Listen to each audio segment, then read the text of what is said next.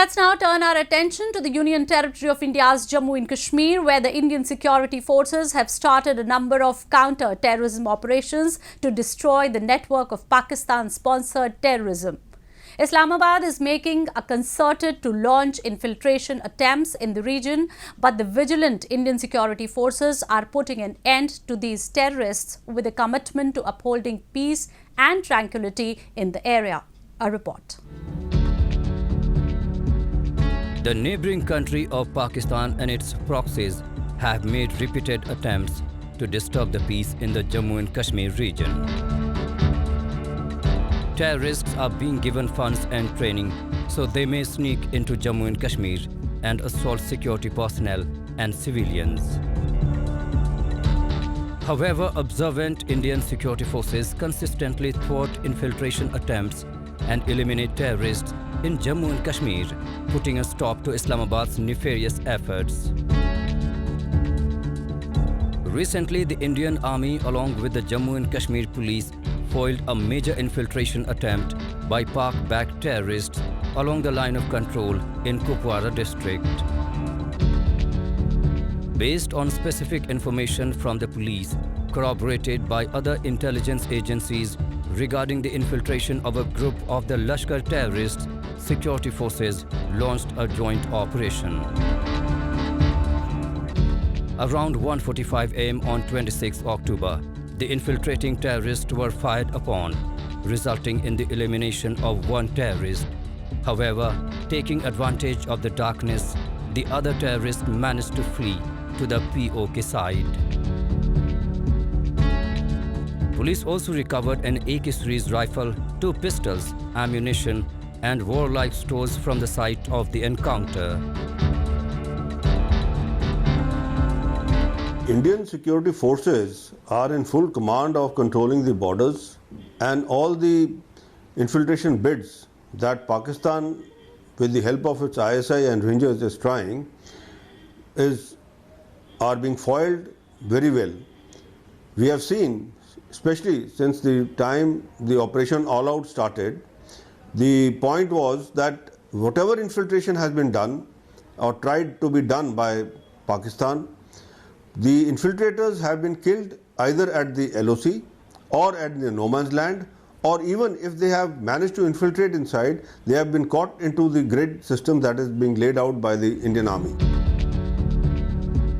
Jammu and Kashmir has witnessed a rapid development since after the abrogation of Article 370 to end its special status.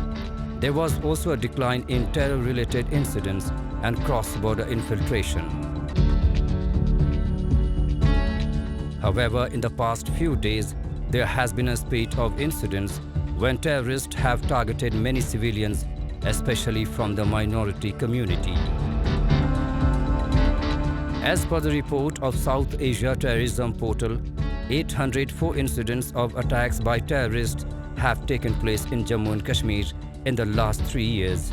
The highest numbers of incidents, 321, were reported in 2020, and 209 incidents have taken place till September this year. With the crackdown on separatists and the centre's move to restore Kashmiri Pandits' land, terrorists are under pressure to make their presence felt through fear. This is why terrorists backed by Pakistan are escalating terror-related violence in Kashmir.